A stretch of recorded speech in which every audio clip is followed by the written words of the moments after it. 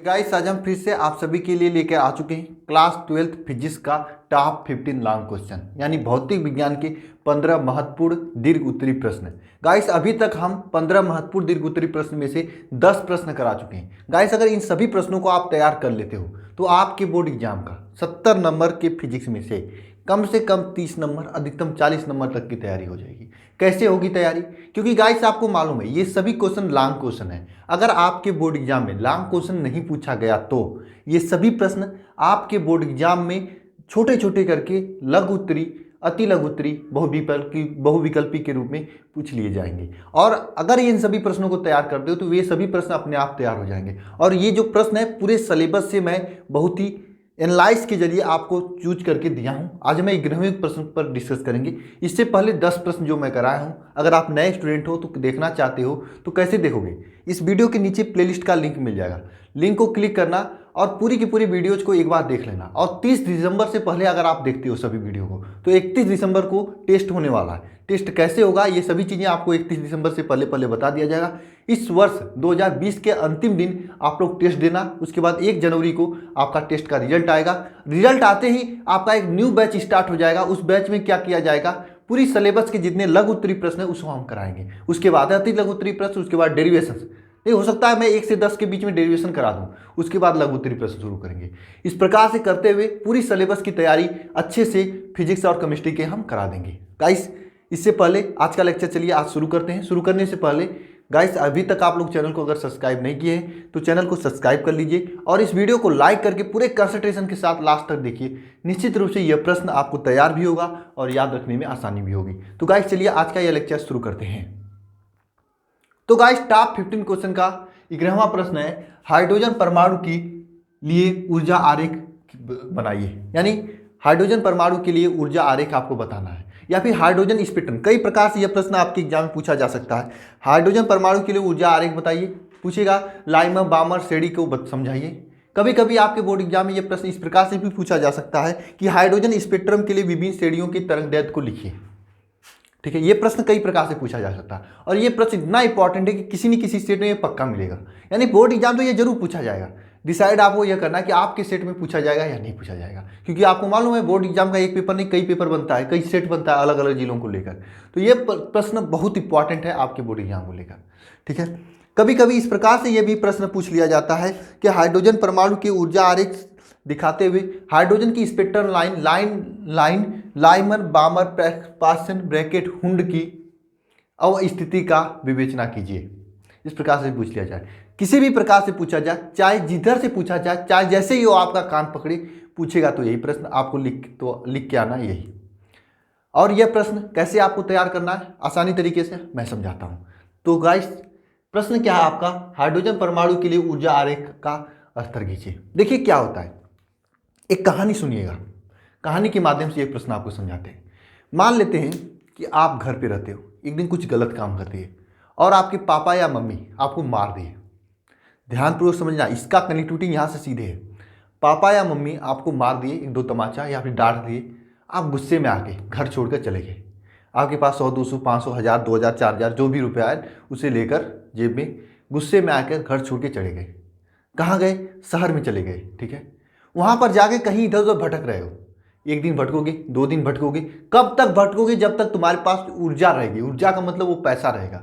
जैसे ही पैसा खत्म होगा, फिर से समझना, जैसे ही पैसा खत्म होगा कहाँ पे जाओगे? सीधे घर आओगे, घर पर ही आओगे। वैसे गुस्सा में आकर कहीं कोई भी, देखिए 2 चीज़ होते हैं, गुस्सा और अधिकतम खुशी के बीच में कोई भी डिसीजन नहीं लिया जाता है।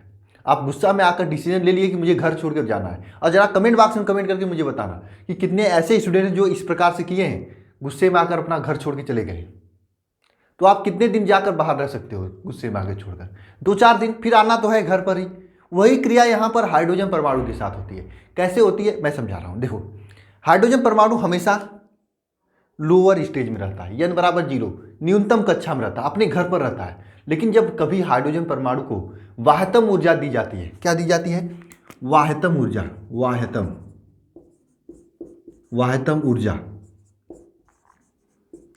ऊर्जा दिया जाता है तो हाइड्रोजन परमाणु एक्साइटेड स्टेट में चला जाता है, जिसे आप लोग उत्तेजित अवस्था कहते हो। उत्तेजित अवस्था। हाइड्रोजन परमाणु क्या होता है, एक्साइटेड स्टेट में चला जाता है, उत्तेजित अवस्था में चला जाता है। उत्तेजित अवस्था में जाने के बाद यह परमाणु अपने नीचे वाले कक्षा को छोड़कर ऊपर कहीं चला जाता है। ऊपर जाने का मतलब कहीं भी जा सकता है। अब चला गया, ठीक है, चला गया तो क्या होगा, ऊपर जाने के बाद वह कुछ टाइम रहता है। कितने टाइम रहता है, 10⁻⁻8 सेकेंड,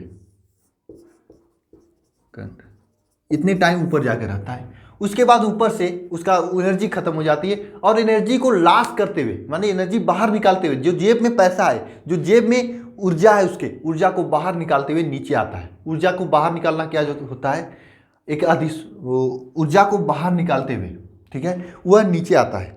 ठीक है, समझ में आया, ऊपर से वह नीचे आता है ऊर्जा को बाहर निकालते हुए। ठीक है, यही क्रिया होती है। यानी कि हाइड्रोजन को बाह्यतम ऊर्जा देते हैं तो वह उत्तेजित अवस्था में चला जाता है। उत्तेजित अवस्था में 10⁻⁸ सेकेंड तक रहता है, उसके बाद नीचे आने लगता है ऊर्जा को बाहर निकालते हुए। ठीक है, नीचे आता है 10⁸ सेकेंड में। जब नीचे आता है तो वहां से ऊर्जा जो बाहर निकलती है वह विद्युत चुंबकीय वितरण के रूप में निकलती है और वह विभिन्न क्षेत्र में निकलती है। उन्हीं सभी क्षेत्रों का यहाँ पर अध्ययन करना है। तो अभी तक आप क्या समझे, जब किसी हाइड्रोजन परमाणु को ऊर्जा दी जाती है तो वह ऊर्जा लेकर वह अपने बाह्यतम कक्षा में, उच्चतम कक्षा में चला जाता है। कक्षा में जाने के बाद वह 10⁻⁸ सेकेंड के बाद निम्नतम कक्षा में आता है। आते समय वह ऊर्जा का उत्सर्जन करता है। क्या करता है, ऊर्जा का उत्सर्जन करता है, उत्सर्जन करता है, ऊर्जा का उत्सर्जन करता है। उत्सर्जन के दौरान वो जो ऊर्जा उत्सर्जन करता है वह विद्युत चुंबकीय तरंग के रूप में, विकिरण के रूप में करता है। किसके रूप में करता है, विद्युत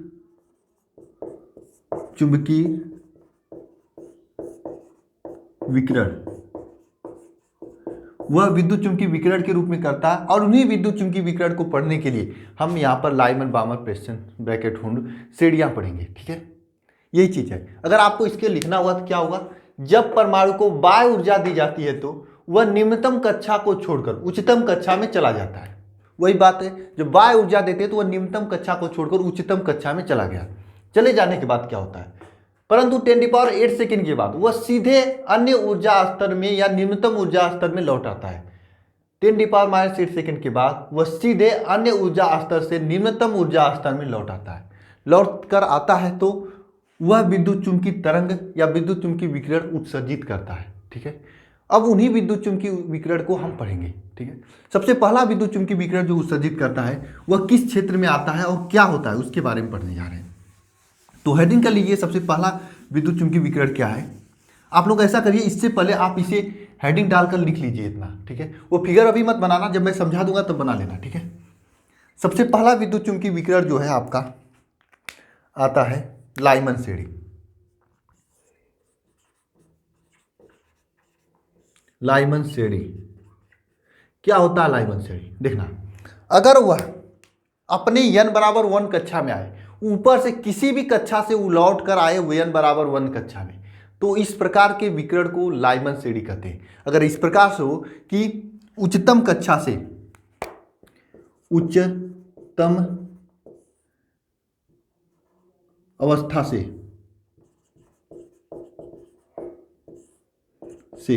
निम्नतम अवस्था,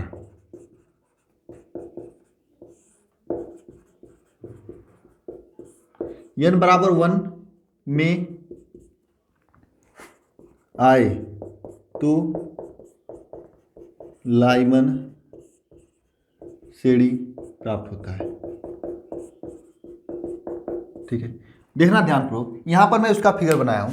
देखिए यह n=2 से n=3 से n=4 से n=5 से n=6, यानी उच्चतम कक्षा से सीधे n=1 में आ रहा है। ऊपर से सीधे n=1 में आए, यानी कि यहां पर n1 का मान आपका क्या हो, n1 का मान क्या हो आपका 1 हो, और n2 का मान क्या है, n2 का मान आपका कुछ भी हो सकता है, वो 2 हो सकता है, 3 हो सकता है, 4 हो सकता है, 5 हो सकता है, डॉट डॉट इंफिनिटी तक कुछ भी हो सकता है। तो इस प्रकार के वितरण को जो प्राप्त होता है उसे लाइमन श्रेणी कहते हैं। लाइमन श्रेणी के लिए तरंगदैर्घ्य का एक फार्मूला होता है और ये पूछा भी जाता है। क्या होता है, 1/λ = 1/λ r 1/n1 - 1/n2, n1 square minus n2 square होगा। ये लाइमन श्रेणी के लिए तरंगदैर्घ्य के लिए एक फार्मूला होगा 1/λ is equal to R 1/n1 square minus 1/n2 square.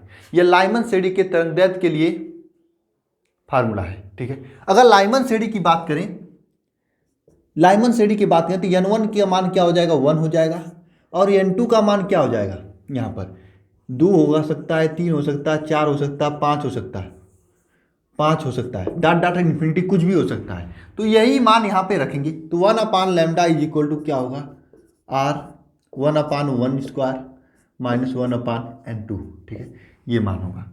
तो ये आपका लाइमन श्रेणी के तरंगदैर्घ्य के लिए अगर कोई परमाणु ऊपर से सीधे निम्नतम स्तर n बराबर 1 में आ रहा है तो लाइमन श्रेणी प्राप्त होता है, उसके तरंगदैर्घ्य के लिए फार्मूला हो गया। तरंगदैर्घ्य में, लाइमन श्रेणी के तरंगदैर्घ्य में सबसे छोटी तरंगदैर्घ्य क्या होता है, सबसे छोटी तरंगदैर्घ्य लाइमन श्रेणी के लिए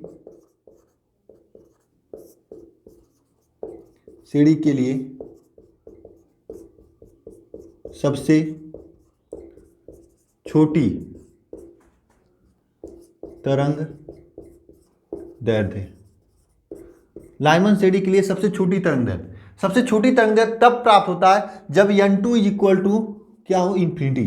कितना होता है मान, 912 एंगस्ट्रॉन, 912 एंगस्ट्रॉन। लाइमन श्रेणी के लिए सबसे छोटा तरंगदैर्घ्य तब होता है जब n2 is equal to infinity होता है और उसका मान कितना होता है, 912 एंगस्ट्रॉन होता है।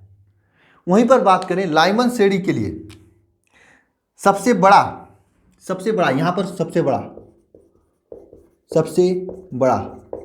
सबसे बड़ा तरंगदैर्घ्य क्या होता है, जब n2 का मान 2 होता है। कितना होता है, n2 बराबर 2 रख देंगे तो लाइमन श्रेणी के लिए सबसे बड़ा तरंगदैर्घ्य का मान 3646 एंगस्ट्रॉन होता है। ऐसा क्यों बता रहे हैं, कभी कभी बहुविकल्पीय रूप में पूछ लिया जाता है कि लाइमन श्रेणी के सबसे अधिकतम तरंगदैर्घ्य का मान बताइए, क्या होता है 3646, n2 बराबर 2 होगा। अगर वहीं पे n2 का मान यहाँ पर तो 1 होगा, यहाँ पर अगर हम इन्फिनिटी रख दें तब जो आंसर आता है उसे लाइमन श्रेणी का सबसे न्यूनतम तरंगदैर्घ्य आता है, उसका मान होता है 912 एंगस्ट्रॉन।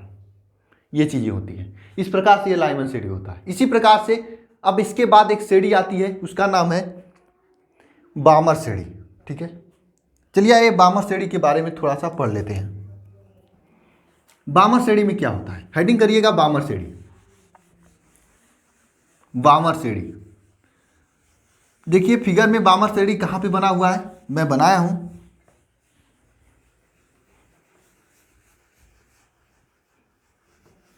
देखिए फिगर में बामर श्रेणी।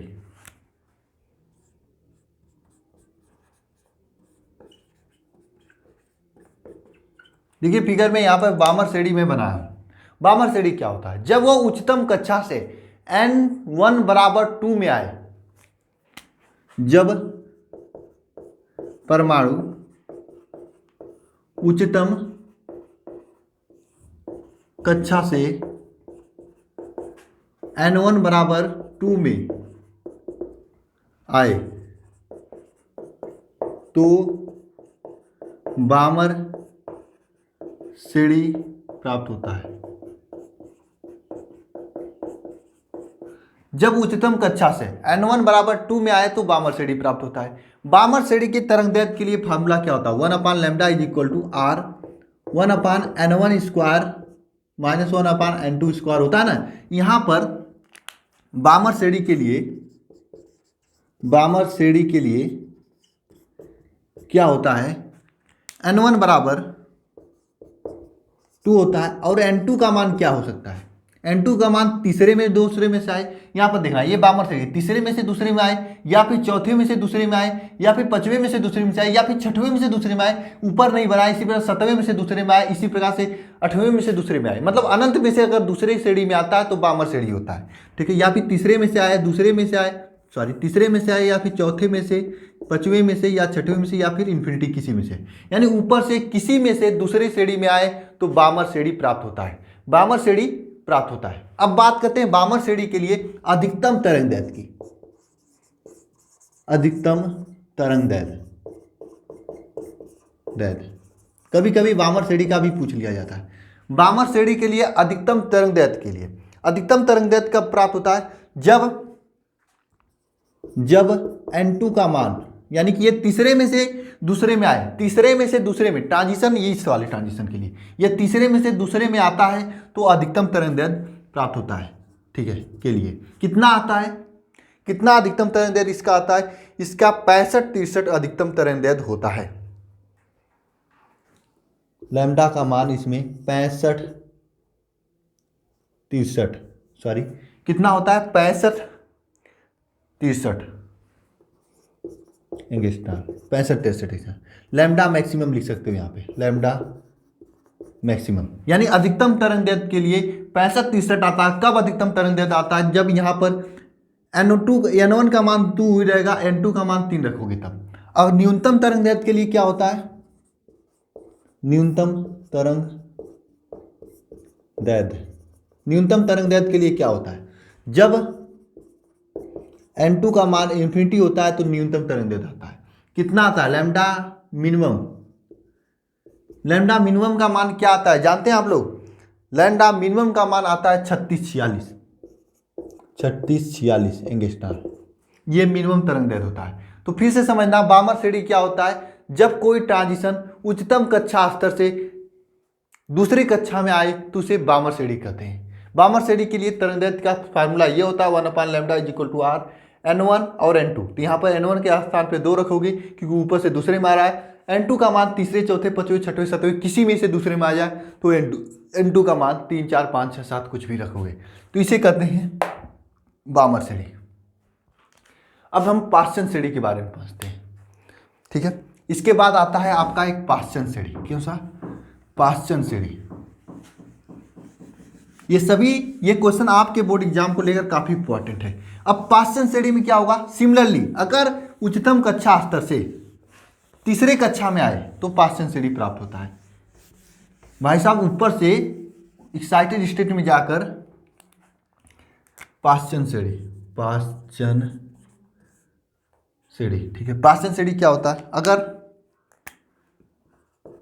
अगर परमाणु उच्चतम ऊर्जा स्तर से थर्ड ऊर्जा स्तर में आए तो पाश्चन श्रेणी कहलाता है। अगर उच्चतम ऊर्जा स्तर से तीसरे ऊर्जा स्तर में आए तो पाश्चन श्रेणी कहलाता है। पाश्चन श्रेणी के लिए तरंग दैर्ध्य का सूत्र लिखें तो 1/λ = r 1/n1² - 1/n2² होगा। ठीक है, ये होता है। ठीक है, पाश्चन श्रेणी के लिए क्या होगा? N1 का मान पाश्चन श्रेणी के लिए N1 का मान क्या होता है आप बताएं? पाश्चन श्रेणी के लिए N1 का मान 3 होता है क्योंकि ऊपर से तीसरे में आ रहा है। और N2 का मान 4 में से आ सकता है, 5 में से आ सकता है, 6 में से आ सकता है या फिर इन्फिनिटी में से आ सकता है। यानी 4, 5, 6 में से अगर तीसरे में आए तो पाश्चन श्रेणी प्राप्त होता है। इसके लिए लंबा और छोटा तरंग दैर्ध्य आपको ज्ञात नहीं करना है। अगर आपको ज्ञात करना है तो कैसे ज्ञात करोगे? देखिए, अगर लंबे तरंग दैर्ध्य की बात करें, लैम्डा मैक्सिमम की बात करते हैं, लैम्डा मैक्सिमम की, तो क्या करोगे? लैम्डा मैक्सिमम तब प्राप्त होगा जब वह चौथे से तीसरे में आएगा। ट्रांजिशन चौथे से तीसरे में करेगा तो लैम्डा मैक्सिमम प्राप्त होगा। अगर लैम्डा मिनिमम की बात करें तो कब प्राप्त होगा? जब ट्रांजिशन इन्फिनिटी से तीसरे में प्राप्त होगा। अब कितना मान होगा यहाँ पे रख के देख लेना। एक बार N2 के यहाँ पे रख देना, 3, 4 रख देना, एक बार इन्फिनिटी रख लेना। जो भी मान प्राप्त हो कमेंट बॉक्स में जरूर लिखना। ठीक है, पाश्चन श्रेणी के लिए होगा। इसके बाद जो श्रेणी आता है आपका, उसका नाम है ब्रैकेट श्रेणी। क्या होता है? ब्रैकेट श्रेणी। देखिए पाश्चन श्रेणी का यहाँ पे फिगर बना हुआ है, चौथे से तीसरे में आ रहा है, पांचवें से तीसरे में आ रहा है, छठवें से तीसरे में आ रहा है, तो ये पाश्चन श्रेणी है। इसके बाद आता है आपका ब्रैकेट श्रेणी। कौन सा? ब्रैकेट श्रेणी। हेडिंग कर लीजिएगा, ब्रैकेट श्रेणी, ब्रैकेट श्रेणी। ठीक है,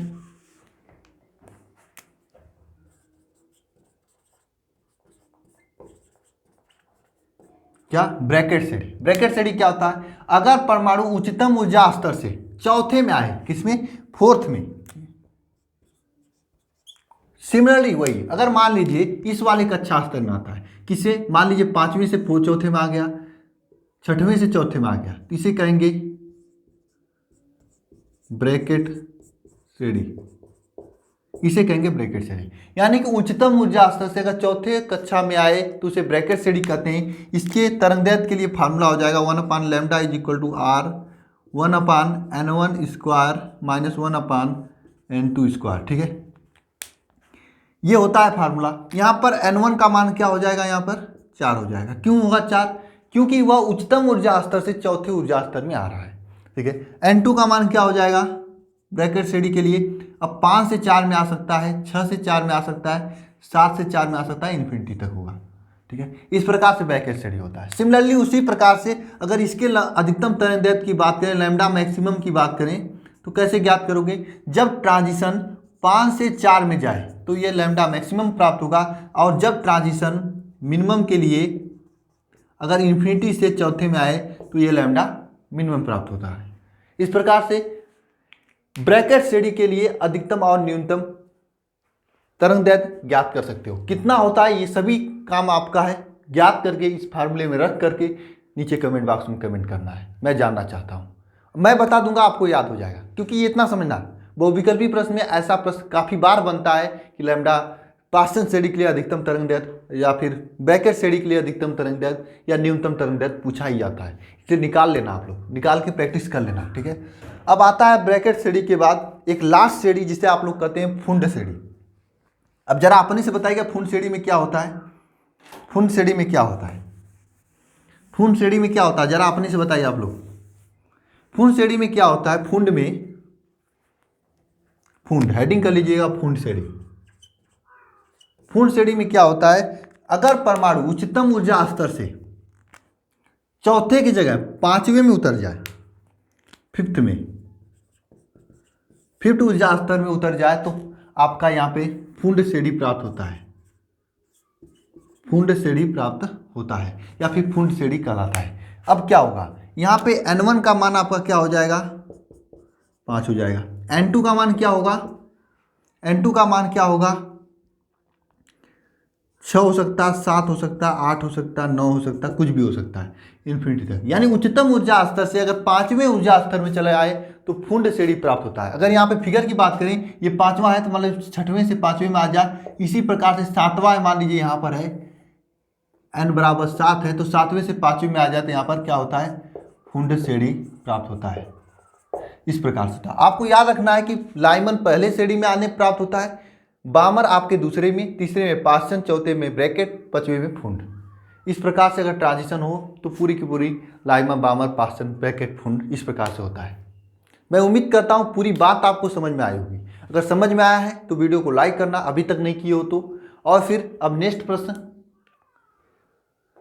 क्वेश्चन नंबर 12 है, उसको हम नेक्स्ट लेक्चर में देखेंगे।